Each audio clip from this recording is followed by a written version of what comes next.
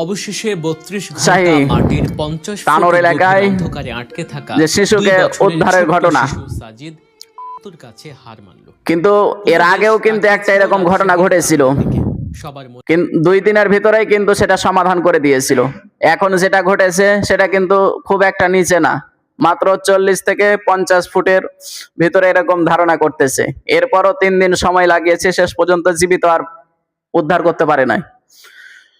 সুতরাং তাদের যে অবহেলা, কারণ একটা মানুষের প্রাণ কেউ যদি নষ্ট করে, কোরআনে কারিমের কিসাস হচ্ছে কি তাকেও সমান সমান। এই যে অবহেলা, এতগুলো দায়িত্বশীল থাকার পরও যদি এটা না করতে পারে, এটা দুঃখজনক বিষয়।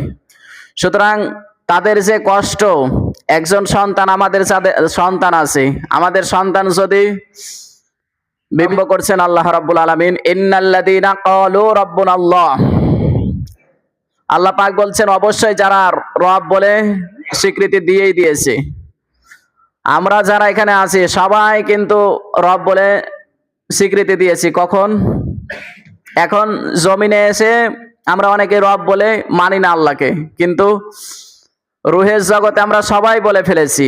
আল্লাহ রাব্বুল আলামিন প্রশ্ন ছুড়েছিল, আলাস্তু বিরাব্বিকুম, আমি কি তোমাদের রব না? সঙ্গে সঙ্গে আমরা সবাই বলেছিলাম। আদমের পৃষ্ঠদেশ থেকে যে কোটি কোটি রুহু ছিল, সবাই আমরা বলেছিলাম যে কলু বালা, হ্যাঁ আপনি আমাদের রব। দুনিয়াতে যে যেই ধর্মে থাকুক না কেন, সবাই কিন্তু আমরা বলেছি যে আমাদের রবকে আল্লাহ, কিন্তু দুনিয়াতে এসে আমরা রবের আইন বিধান মানি না। আল্লাহ পাক বলছেন, এখানে একটা মাঝখানে কথা, রবের যে বিস্তারিত আলোচনা আছে, এর মূল যেটা কথা, যে রব মানে কি, যাকে যখন যতটুকু লাগবে তাকে তখন ততটুকু দেওয়ার নাম, যিনি দেবেন তার নাম হচ্ছেন রব। এখন এই যে চোখ আল্লাহ আমাকে দিয়েছে, এটা কি আমাকে চাওয়া লেগেছে? লাগে নাই। হাত দিয়েছেন আল্লাহ, নাক দিয়েছেন, জিহ্বা দিয়েছেন, মুখ দিয়েছেন, সব কিছুই আল্লাহ দিয়েছেন, এটা কিন্তু চাওয়া লাগে নাই, আল্লাহ দিয়েছেন রব নামের খাতিরে। আল্লাহ পাক সূরা নাহলের দিয়েছেন ওয়াজআলা লাকুমুস সামআ ওয়াল আবসারা ওয়াল আফিদা।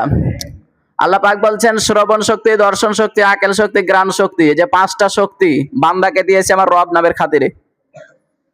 সুতরাং একটা জিনিস যদি বাদ হয়ে যায়, লক্ষ্য করেন, একটা জিনিস যদি বাদ পড়ে যেত তাহলে দুনিয়াতে আমরা আসতাম ঠিক, কিন্তু বোবা হয়ে আসতাম। কারণ যদি আরেকটা জিনিস বাদ পড়ে যেত তাহলে আমরা দুনিয়াতে আসতাম ঠিক, কিন্তু অন্ধ অবস্থায় আসতাম।